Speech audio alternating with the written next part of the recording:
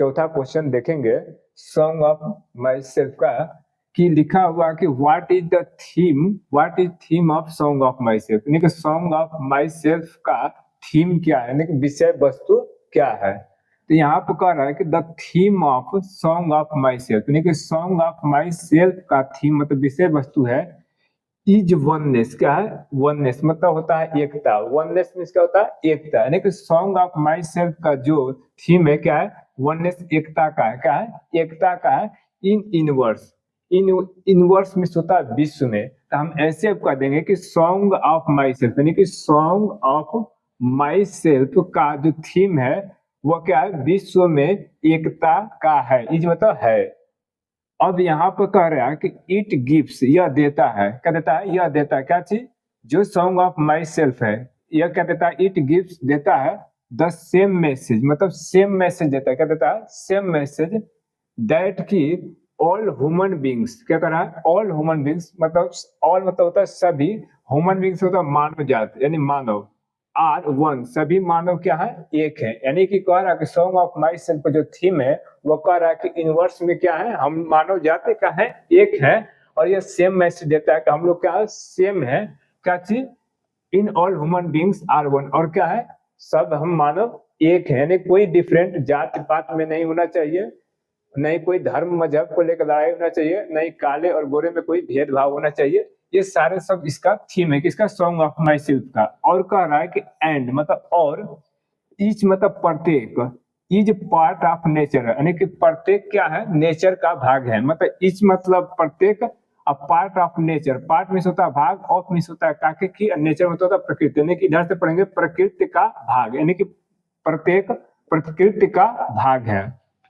अब यहाँ पर कह रहा है क्वेश्चन नंबर 5, कह रहा है कि what does the poet mean. ये मीन है बाई, यानी कि what does the poet mean by, कवि का मतलब क्या होता है, यानी कवि का मतलब क्या होता है। तो कह रहा है कि यानी कि कवि का मतलब क्या होता है, क्या चीज के लिए? नेचर मतलब प्रकृति, विदाउट चेक, यानी कि विदाउट चेक मतलब होता है प्रकृति के बिना रोक टोक के। यानी कह रहा है नेचर विदाउट चेक मतलब होता है प्रकृति के बिना रोक टोक के। विदाउट चेक मतलब बिना रोक टोक के, विद ओरिजिनल एनर्जी, यानी कि विद मतलब के साथ, ओरिजिनल मतलब मूल, ये एनर्जी मतलब ऊर्जा, यानी कि मूल ऊर्जा के, यानी कि ओरिजिनल मतलब मूल, यानी कि ऐसे ही हो सकते हैं ओरिजिनल एनर्जी के साथ। विदाउट नेचर विदाउट चेक मतलब कवि का बिना रोक टोक का मतलब क्या होता है? प्रकृति के बिना रोक टोक के विद ओरिजिनल एनर्जी का मतलब क्या होता है, यानी मूल ऊर्जा का मतलब क्या होता है। तो हम लोग यहाँ आंसर देखेंगे। कह रहा the poet does not want to control, यानी कि कवि कंट्रोल नहीं करना चाहता किस चीज को? नेचर को, यानी कि प्रकृति को, यानी कवि प्रकृति को कंट्रोल नहीं करना चाहता है। But he wants to speak, कह रहा कि ही वांट्स टू स्पीक, वह बोलना चाहता है ऑन डेंजर मतलब खतरे पर। कह रहा है कि he wants to speak on danger, वह खतरे पर बोलना चाहता है। किससे? विद ओरिजिनल एनर्जी मतलब किससे? अपने मूल ऊर्जा के साथ वह खतरे पर बोलना चाहता है। नहीं वाल्ट विटमैन कहते हैं अच्छे के लिए अच्छे बोलेंगे, बुरे के लिए बुरे बोलेंगे, अपने पूरा मूल एनर्जी के साथ बोलेंगे।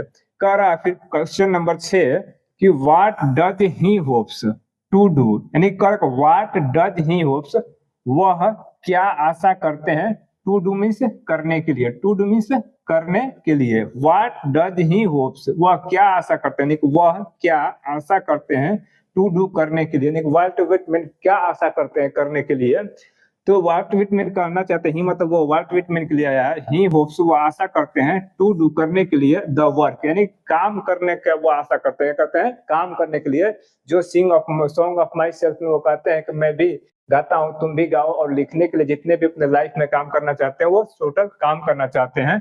लेकिन ही होप्स टू डू, काम करना चाहते हैं। ही होप्स वह आशा करते, नहीं ही होप्स वह आशा करते हैं टू डू द वर्क, वह काम करने की आशा करते हैं, करते हैं काम करने की आशा करते हैं, क्या करते हैं? काम करने की आशा करते हैं।